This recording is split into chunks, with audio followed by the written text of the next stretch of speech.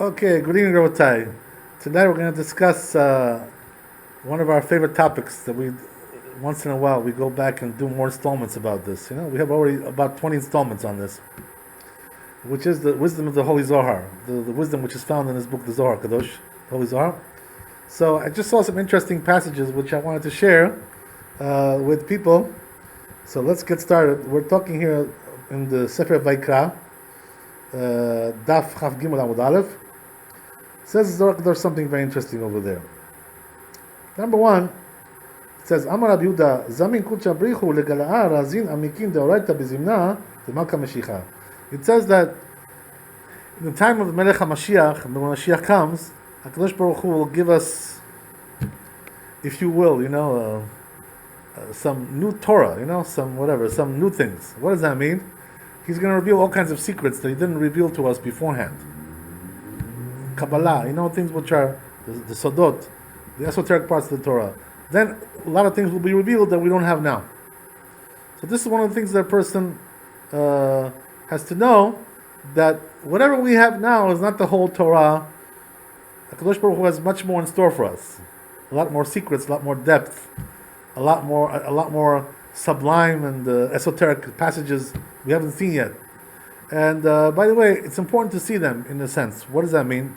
Even if you already are quite a scholar in Torah, it's still important to see these new things. You know why? Because in the Torah there's all kinds of question marks there, all kinds of contradictions that seem to contradict one and the other. Here it says like this, here it says something else. And sometimes you don't know how to reconcile the contradictions. So in the end, what's going to be is, when Mashiach comes, when the secrets are revealed, what HaKadosh Baruch Hu is going to reveal to us those questions that we had, that we had no answer to them. Finally, we're going to get answers to all these things, to reconcile all the contradictions, and this way all the knowledge will be complete. That's the idea, So important to know that. So we're destined to have a lot more Torah revealed to us than we have today. That's one thing. And not only that, right? Another thing which is interesting, it says that when Melech HaMashiach comes, this is the time that we're going to learn all this Torah. But the question is, who is going to teach us the Torah? Right? Is it going to be Mashiach? That's the question, right? So the truth is, it doesn't say that in the Zohar Kadosh. It's not going to be Mashiach teaching us the Torah. Who's going to be? Hashem himself. In those days, that's also what it says in the other works of Chazal, the Talmud, the Midrashim, that in those days what's going to be is that Hashem will teach us the Torah directly. We're not going to go through some kind of rabbi or some kind of minister or whatever, right? Whatever it is, anything like straight ahead to Hashem. Go straight from the source. That's the difference between this world and the world to come. It's not the same thing, right? That's one thing. Okay, so what does that mean? That tells you in Zohar Kadosh something very interesting. That from the time that Moshe Rabbeinu was in this world until the time Mashiach comes, we're not going to have one generation that's going to be on that level. What does that mean? At the time Moshe Rabbeinu, they were on a very high level, the Jews. Knowledge, They say that, as it says here in the Zohar Kadosh, that even a maidservant in those days, Moshe Rabbeinu, she understood and saw and fathomed more about God than today we have, even rabbis. You know what I mean? Even we have today prophets. And today we don't have prophets, but in those days that we had prophets, in the Second Temple, whatever, the beginning of the Second Temple, nevertheless, those people saw less than the maidservant in the time of Moshe Rabbeinu. So they were at a much higher level of knowledge, of understanding, all these things. We don't have that level today. We're not on that level. So you have to understand, right? The only time we're going to get back to that level that Moshe Rabbeinu, his generation, was on, is when Mashiach comes. So, it's quite a big thing. It's quite a big milestone for us to get back to that level that we were on at that time. Okay, let's go on a little bit and understand a little bit more. Another interesting thing is, he says here that everybody will know Torah, at that time. Even the little children will be knowledgeable in Torah, little kids, whatever. Anybody will know. Even workers, even people who are just, regular workers, mushab, just regular people. Everybody's going to have a light of Torah on them in that time. And this resembles, by the way, here also the Zohar Kadosh mentions, there was also another generation like that, which was similar. What was that? The generation of Rabbi Shimon ben Yochai. when the Zohar Kadosh was written at that time, it was written by Rabbi Shimon ben Yochai and his disciples. So at that time also, at the time of Rabbi Shimon, there was such great wisdom in the world at that time that the secrets were revealed like to everybody. Everybody knew them, even the little children, even the people who were workers, regular Jews, who are not big scholars, big rabbis. Everybody knew. So what does that mean? That you see from there that when you have a great leader, when you have a great rabbi in the generation, who's like on the level of Moshe Rabbeinu, Rabbi Shimon ben Yochai, what happens is that the Torah gets spread more and more. There's more knowledge, right? There's more information, and therefore it becomes more holy. It becomes more elevated. So we're not going to reach that plateau until Mashiach comes, that we were on at that time. What does that mean? We had it in Moshe Rabbeinu's time. We had it, somewhat also in Rabbi Shimon's time, Rabbi Shimon ben Yochai. But really, we're not going to get back there until Mashiach comes. Okay, so another interesting thing, right? That the Zohar Kadosh says something here. That in the Bible, in the Chumash, right, it says over there like this: Asher nasi yechata ve'asa achad bishgaga ve'Hashem. So what is that talking about? It's talking about that a president, or a king, or prime minister, whatever, we have all kinds of people like this. They're all the same, basically. So it says in the Bible that if one of those presidents or kings, whatever, he sinned, he has to bring a special offering, to atone for his sin. Like everybody else. In those days, there was Bet HaMikdash. So for a person who sinned, he had to bring a sacrifice to atone for his sin, depending on what the sin was, so forth and so on. But one interesting thing is that regarding the Nasi, the president, right, it uses a different language. So Zohar Kadosh picks up on this. What does that mean? When it talks about other people who sin, let's say we're talking about the Kohen Gadol, the high priest, right, or the people in general, right, the populace in general, sinned. So there it says ve'im. What does that mean? The word ve'im, if they sinned, if they sinned, they have to bring the offering. But when it's talking about the Nasi, about the president, it doesn't say that. You know what it says? When he sins, it says, not if he sins. You see the difference? Well, he's probably talking about body.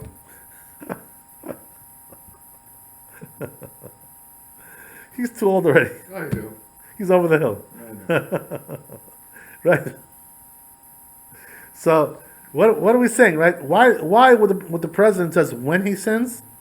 With the others, it says if they sin. What do you pick up on that? So you know what there's to pick up? That when you say if I sin, that means if I do, yes, I have to bring an offering. If I don't, I'm okay, I'm fine, I don't need nothing. I'm fine. But when it comes to the president, it says when he sins. What does that mean? Like, we're assuming that he's going to sin. Just a matter of time. Eventually he will. That's what it means. You know what I mean? When he sins. So, picks up the Zohar and asks a question on that. Why does it say regarding the Nasi like that? So, you know what it answers? The answer is a very, very strong, powerful answer. I'm going to read it also, just to get the idea even better.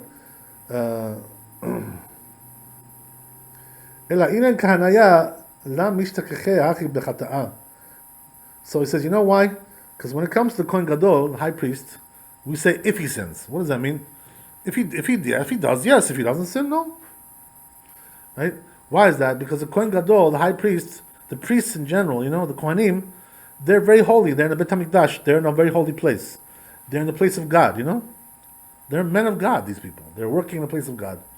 So what does that mean? Since they're close to God, the chances of them sinning are not so great. Because when a person is surrounded by such holy, surroundings, the chances of him sinning are less. You don't get into trouble when you're in a good place. When do you start to get into trouble? When you go to a bad place, You go to the underground. Over there you get into trouble. But you don't get, like Jeff said, right? But you don't get into trouble. But you don't get into trouble when you're in a good place, right? That's the way it is. The Kohen Gadol is in a good place. He's with Hashem. He's with God. So the chances of him sinning are not so great. So if he sins, okay, so then he has to bring something, And same thing also with the people, right? What does that mean? If all the people sinned, they have to bring an offering for that. So what are the chances that everybody did the same sin? Not so great, right? Usually when somebody does one sin, That doesn't mean the whole community did the same sin again. Everybody did the same thing. This guy did this one sin, then one person did a different sin. Everybody's got different sins. What are the chances that all the community did the same sin? So therefore, says the Zohar Kadosh, this is the reason why it says if they sin. In other words, the chances are not so great also that the whole community is going to do the same sin. Everybody, So therefore, it says if he sins. What does that mean? If yes, yeah. If no, no. But when it comes to the Nasi, when it comes to the president, it says when he sins. What does that mean? Like he probably will. You can pretty much assume that. So what's the reason why? It says Zohar Kadosh. Why is it like that? Begin the libe gasbe. Unbelievable answer, right? What does it say? Because the presidents are more likely to sin. Why is that, by the way? What's the reason why? They're in power. So what does that do? It makes you arrogant, makes you conceited, makes you haughty, So when your heart becomes, you become overly confident in yourself, overly conceited, overly arrogant. So what happens is that when you're in a state of that like that, you're not in a good state spiritually. Yeah. So you're very close to sin, I think you're almost there. Yeah. I think Trump gets a pass in that respect because he was a narcissist before he became president. So he gets a pass. Yeah, well, it's an interesting observation. How worse could he get as a president? But you know what it is? This is the reason why. I mean, the truth is, what we see here in the Zohar Kadosh, we also have they have deals, secular sayings, which are very similar, Power corrupts, absolute power corrupts absolutely. When you get power, you get corrupted. Why is that? Because you become arrogant. You become conceited. This is what the Zohar Kadosh is saying. I don't think someone like you would get corrupted. Hopefully not, You know what they say, right? Don't ask Hashem to test you, right? Right. You know what I mean? Better not to be tested. So, we find that David HaMelech asked Hashem to test him, and then he failed. Right? So don't ask. We learn from there not to ask Hashem to test you. Yeah, but wasn't that an inadvertent sin? It was, on his level, it was a sin, as we said, right? He didn't break the halakha, actually. We mentioned that, right, last week. He didn't break the halakha, but it was a moral, ineptitude, He should have known better. Right, exactly. It wasn't on his level, it was an immoral act to do. Okay, so anyway, right, so what does that mean? We can pretty much assume that the president will sin. Just a matter of time, Why is that? Because of the conceit that they have in their heart, the arrogance they have in their heart. That's what it says in the Zohar Kadosh. Okay, very good. But it's not only that, right? It goes even deeper into analyzing this whole psychology of the president. Because the president is not a private individual, right? He's a public figure, So what does that mean? Everybody is looking at him as an example, right? As, somebody to learn from, somebody to emulate, So therefore he has a big responsibility on his shoulders. He has to be a good boy. You know what I mean? So, okay, so what does that mean? So he says like this, V'ama azdin abatre v'itmenun techotoi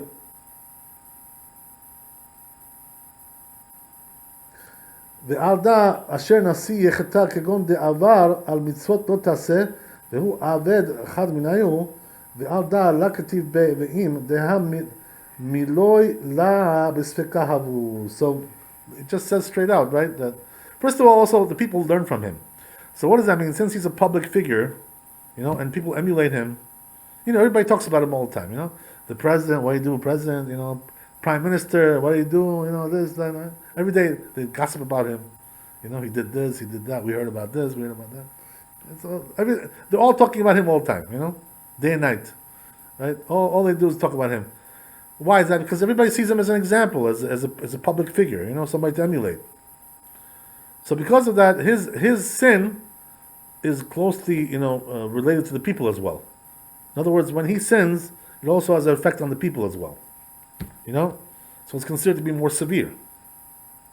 But says the Kadosh, bottom line, right? The reason why we say that a president, when he sins and not if he sins, is because he definitely will. That's what we're saying, right? Can you imagine? So you see from there, by the way, you learn a moral lesson as well from there, which is that what? That if you want to avoid sinning, the best thing to do is don't become like them, those politicians. Don't become arrogant, don't become conceited, don't spoil yourself in luxury lifestyle, luxury this, luxury that, vacations, limousines, planes, all kinds of things, right? Jet setting, going there, golf clubs, you have a house over here, house over there in Florida. He has got a house over here. When you're living a lifestyle like that, so spoiled, so conceited, you're indulging in all the indulgences that a person can indulge in. $500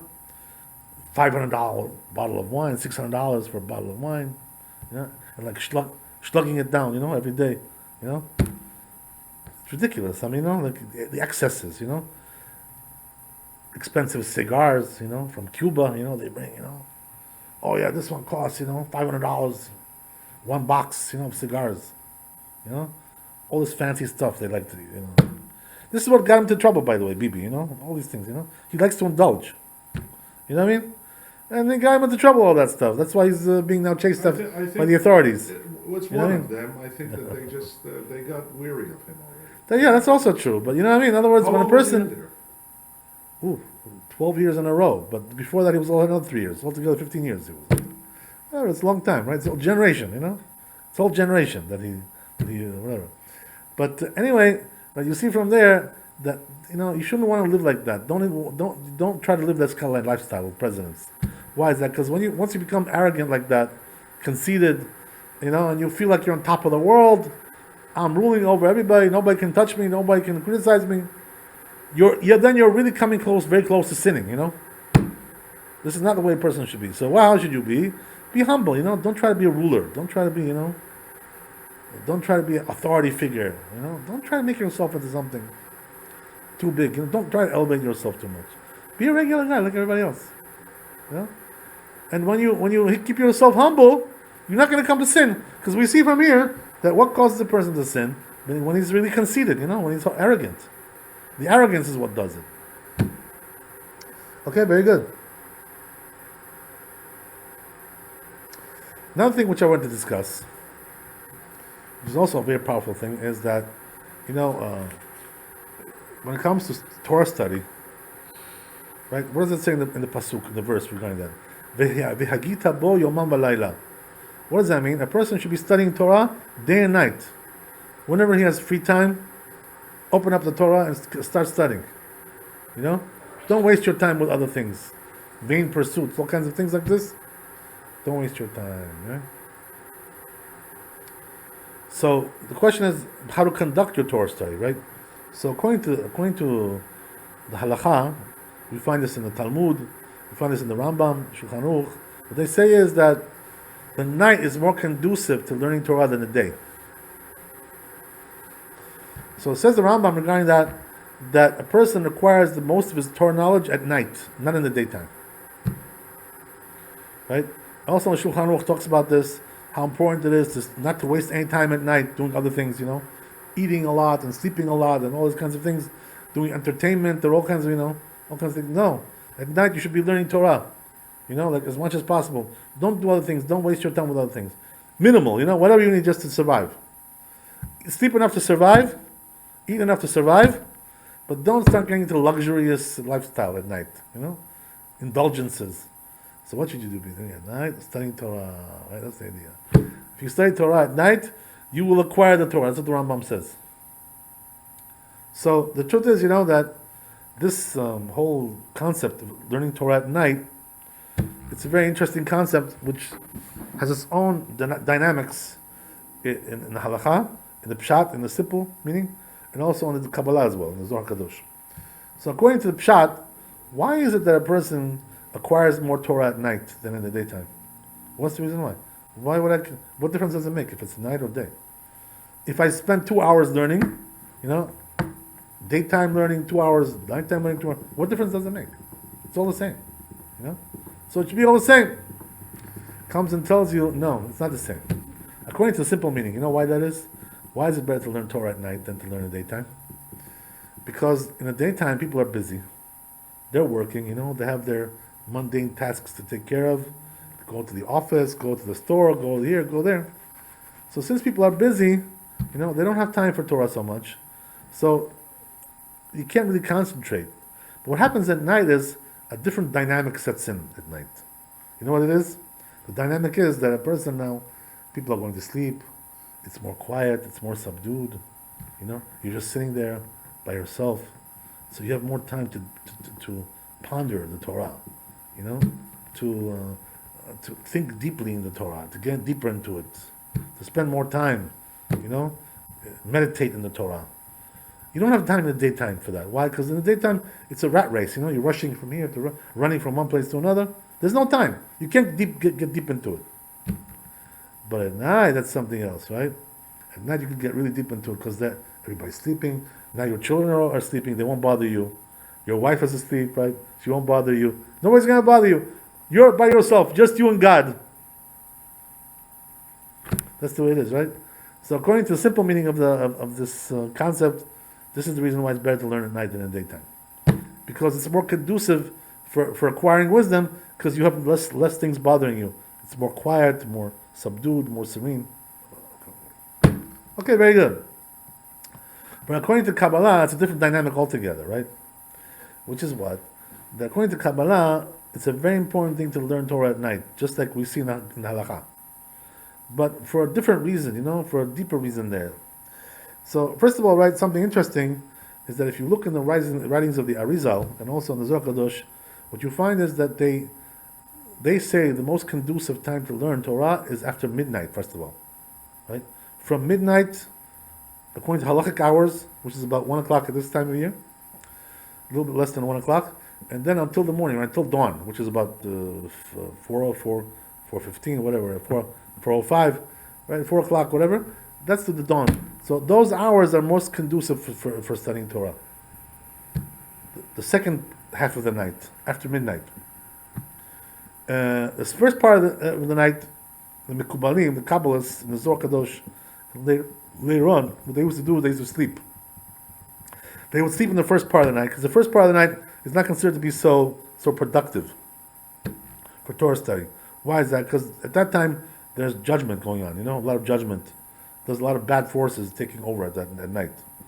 That's why I have to say Kriyat Shema, to avoid those bad forces, to be safe from them. That's why we say Kriyat Shema. They say if you say Kriyat Shema at night, you're killing all those bad forces, you're neutralizing them, so this way they won't be affected.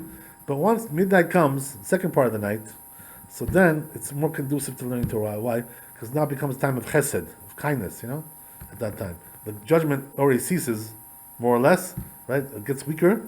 So then now comes the chesed, the kindness, and the second part of the night is the time that you're supposed to learn Torah, according to Kabbalah. That's one thing, right? There's also another thing, which is that we find also in the writings of the Kabbalah that there's two parts of the Torah. We already mentioned that several times, right?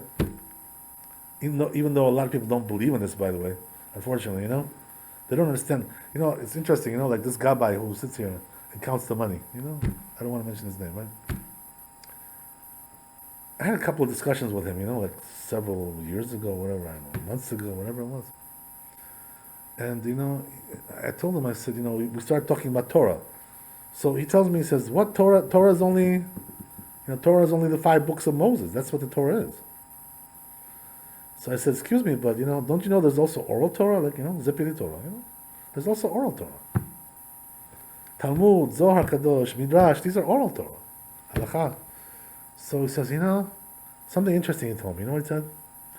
He said, when I was young and learning Torah, in Kutaisi, he comes from Kutaisi. My rabbi never told me that that's Torah. Can you imagine? His rabbi never told him that there's oral Torah also. So he grew up all his life thinking that the only Torah we have is the written Torah. Which is a very big shame. That's not the way it is.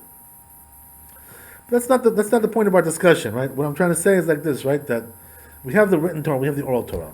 So according to the Kabbalah, you're supposed to be learning the written Torah in the daytime more.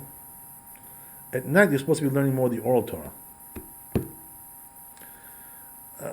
And by the way, some people have a mistaken notion about this. You know what it is? They think that, because the Kabbalah says this, or the Zohar Kadosh, they think that this is halakha. You know, what does that mean? They think that it's asur to learn, oral Torah in the daytime, and it's asur to learn written Torah in the nighttime. It's not asur, it's not forbidden. That's not the issue, right? The issue is that it's more conducive. The daytime is more conducive for written Torah, because the quality of the written Torah is more there at that time. At night, it's more conducive for oral Torah. So what does that mean? It's not a matter of halakha, it's not allowed or it's allowed. That's not the issue. The issue is that if you do oral Torah at night, Talmud, Midrash, halakha, Kabbalah, whatever it may be, right, all these kinds of things, you will get more benefit. You'll understand it better. You'll get more clarity at night. So here he asks this question, right? Why is it that we have more clarity at night when we learn Torah than we have in the daytime? It says in the Zohar Kadosh, right? So,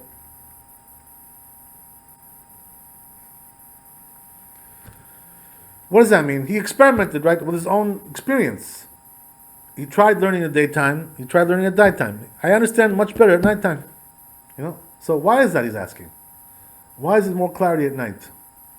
So he answers, why is there more clarity at night? I'll show you why.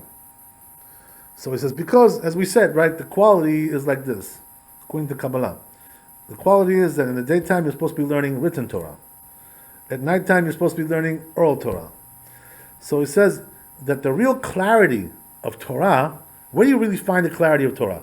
You don't find it in the written Torah, because the written Torah is very ambiguous, it's very vague.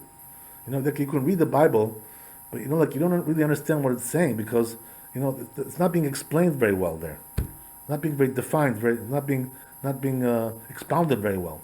The only way you can really define and explain and expound the Torah is when you're learning the oral Torah, because that really explains it. Then you start to understand really what it means. So he says, since the quality of oral Torah is at night and not in the daytime, so he says, this is the reason why you understand Torah better at night. You know why? Because the clarity of Torah is the oral Torah, and the night is more conducive for oral Torah. So this is the idea, So this is the reason why a person understands better at night. So he says that, why is that, by the way, according to the Kabbalah, why is it that at night, the quality is, you understand better, and there's quality of oral Torah at night? Why is that? So he explains over here, the Mefarshim, right, the commentaries explain on the Zohar Kadosh. So he says like this.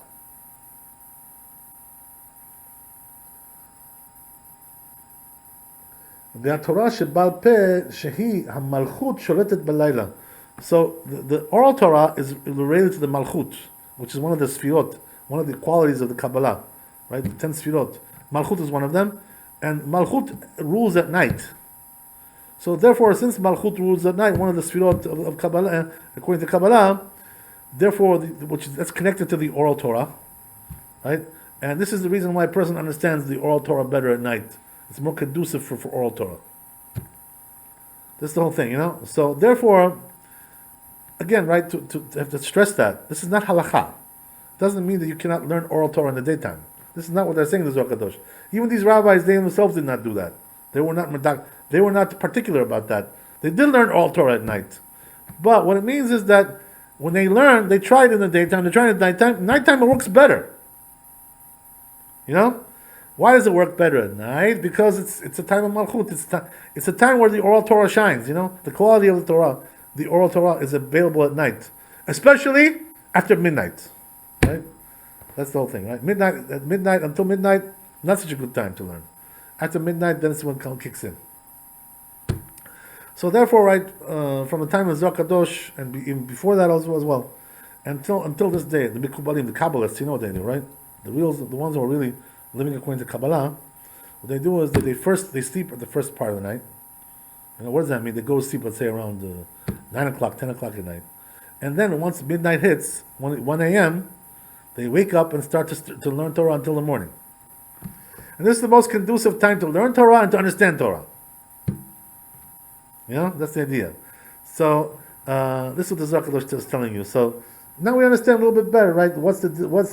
So there is the simple explanation according to the halakha, as we explained. There's also a deeper explanation according to Kabbalah, what these things mean, right? That's the idea. Okay, so I'll tell you something interesting though, right? That even though we have all this Kabbalah and all these things, we already described it, but now what I can tell you the customs of my rabbi, Maran Rav Ovadia Shalom. He himself, what did he do? How did he do, right? Did he do like the Kubalim? He went to sleep early at night and then woke up at midnight and studied until the morning? He didn't do that way. He didn't do like the Kabbalists, right? So the question is, why? Why not? Why not be like a Kabbalist? He learned Kabbalah, the rabbi. Why not? He learned from Rabbi 10 years he learned. We mentioned that already. So then why didn't he do like the Kabbalah? What's the reason why? So you know what it is? That he was a very practical man, the rabbi, He was not like so fancy like these Kabbalists, What does that mean? He was down to earth. He knew what was best for him, in his situation. So he felt that in his situation, for his purposes, it was better to do not like the Kabbalah. What does that mean? To go to sleep at the first part of the night and then to get up and learn until the morning. Why is that? You know what it is? Practically speaking, what you find is once a person goes to sleep like early at night. By the way, it's not so easy to do that, especially when your biological clock is off. You know what I'm talking about. You know very well, right? Once your clock is off, you can't sleep early at night, because you're not used to it. You got to change. You got to shift your clock, biological clock. It's possible to shift it, but it takes practice. It takes time. So what happens like this, right? That the rabbi knew very well that once a person goes to sleep, it's hard to get up. Like you're very hazy and daisy. So you sleep for like 2-3 hours and get up. You're already like pretty much like not really so sharp anymore. Because you're sleepy. You want to go back to sleep. So for the regular person, we're not a level of these Kabbalists. It could be better to do just learn early at night and go until after midnight. Learn after also midnight to fulfill the words of the Kabbalah as well. To learn after midnight a little bit and then just go to sleep. Why is that? Even though these Kabbalists didn't do it that way, they went to sleep first and then they woke up and learned Torah until the morning. But for us, practically speaking, it doesn't work out so well, And this is the reason why the rabbi didn't do it. Because he knew that he would fall asleep, and he wouldn't be able to get up on the time, and this would ruin his studies, So what he would do, the rabbi, what was his custom personally? What he did was, some of the nights, out of the week, let's say, we have week has 7 days. Let's say 3 or 4 nights out of the week, he would stay up to like 3-4 o'clock in the morning and learn Torah, and then he would go to sleep, and then pray Shachrit at 7 o'clock. So he would sleep like 2-3 hours in the morning, like towards the morning, in the late night. There was also like 1 or 2 nights out of the week that he would stay up all night, until the morning, like no sleep. He would sleep in the afternoon. So this is the way the rabbi did it. He didn't do it like the Mekubalim, because for him, you understand, he was such a powerful person that he was able to just learn Torah. He was like kind of like above time in a sense. Like these time things didn't really affect him so much. He had such a great desire to learn Torah at every second, every moment, that before midnight, after midnight, these things didn't really affect him much. He was just like stuck. He was glued to the Torah all the time. So he was such a strong neshama, such a strong soul, that he was like kind of like above these rules, in a sense. That he was just learning all the way through, like until he just collapsed. That's what it was, And there's, by the way, there's a merit to doing it that way. What does that mean? That even though it's not really according to Kabbalah to do it this way exactly, but you're doing according to your abilities, your strengths, your particular situation. And by the way, we talked about this inside, when we had some lectures over here inside, that you don't have to do everything according to Kabbalah, You shouldn't think, I have to do according to Zohar Kadosh, I have to do according to Arizal. We already had some posts about this also. We wrote that when there's a machloket, when there's a dispute between the Kabbalah and Halakha, what's really the proper thing to do? We paskin like the Halakha. We look the Halakha. Why? The Halakha is the main Torah, Kabbalah is something additional on the top, Mm-hmm. Something icing on the cake, But the real basic bare bones Torah is the Halakha. You're obligated to keep the Halakha. You open it up.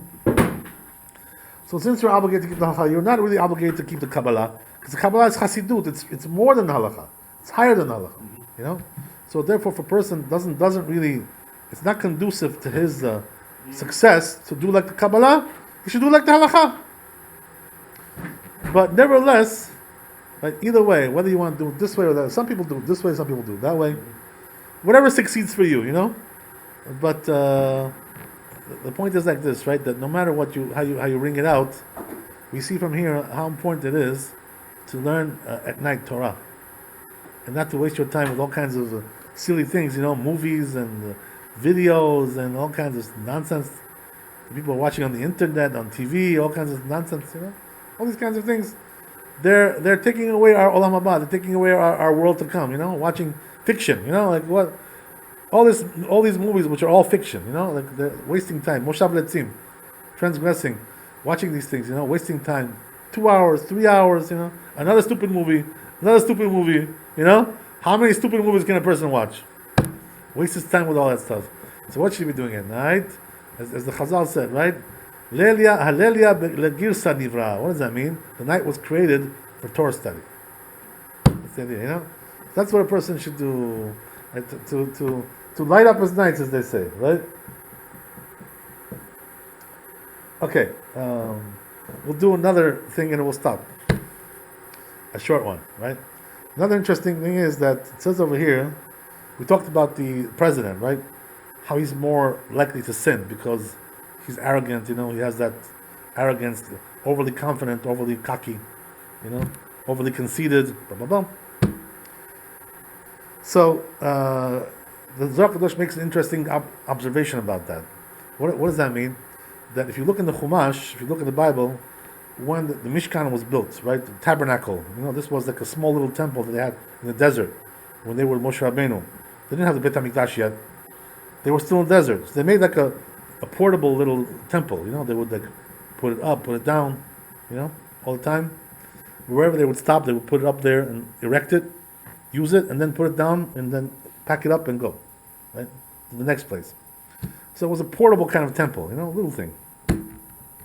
So what's interesting is, right, that when they donated, who had to, all these materials that they used for the temple, for the tabernacle, for that little temple, where did it come from? These materials, it had to be donated by the people. You know, everybody had to give something there. Everybody's got to donate. You know, you have to have a share in that. Why is that? Because the atonement for the Jewish people comes from the temple. You know, from that tabernacle. So because of that, if you don't have a share in it, you're not getting the atonement. So this is why when they erected the tabernacle, everybody had to donate something there. You know, by the way, it's very similar to the concept of the synagogue, right? Everybody's got to donate to the synagogue. Why is that? Because since you're using it, and the prayers are being done here and the services, so if you don't donate, you know, you don't have a share in that. You know, and don't come and say, oh, you know, it's politics. You know, they're all corrupted. They're stealing. You know, it's a very nice excuse to say all these things, but you should donate. You know, because you know, otherwise you don't have a share. You know what I mean?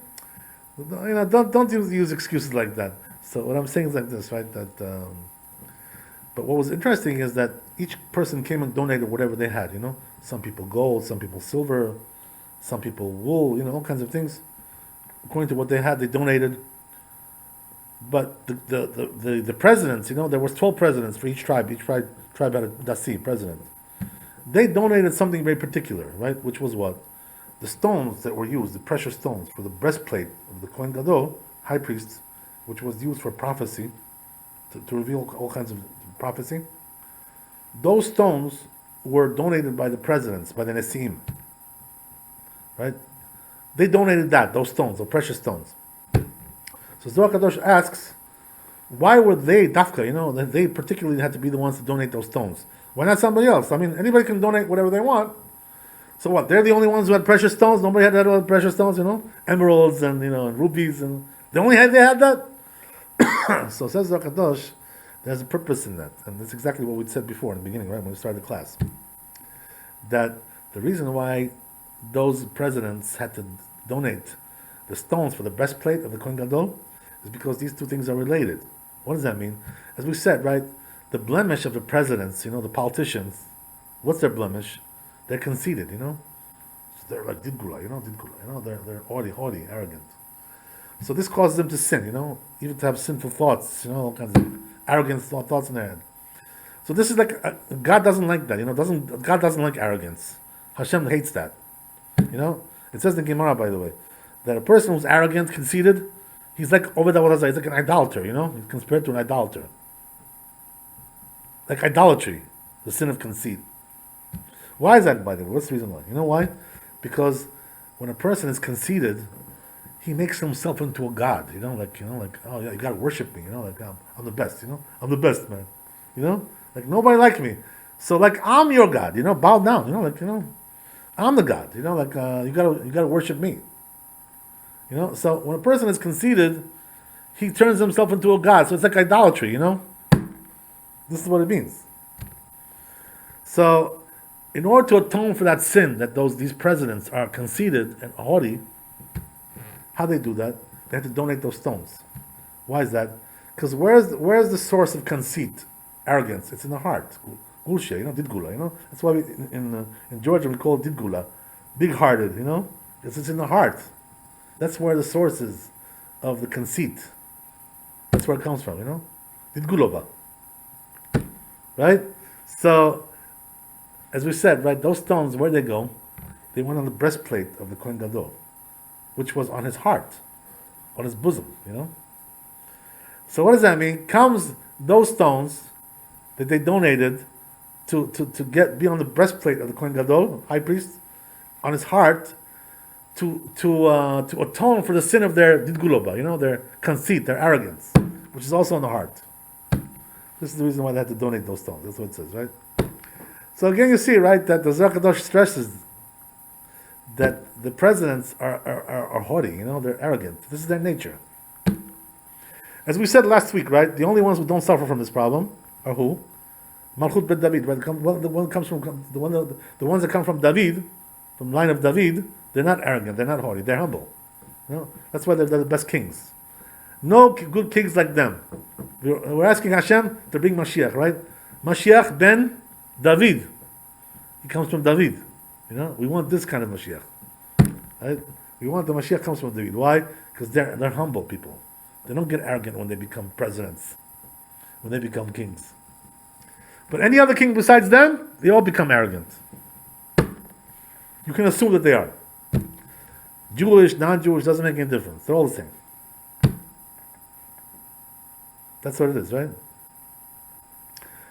So, by the way, I want to end off with this, right? An observation on this lesson, which is that a person has to understand one thing, that there's a famous saying in Judaism, don't judge anybody. It says in the Pirkei Avot, don't judge anybody until you're in his shoes, you're in his place. Why is that? Because anything. Right, yeah. You know why? Because you don't know the test that he's undergoing, that person, You don't know his situation. You don't know the trials that he's going through. You don't know what he has to go through in life, the challenges that he has. So don't judge him, why? Because if you were in his shoes, who knows, you would be maybe even worse.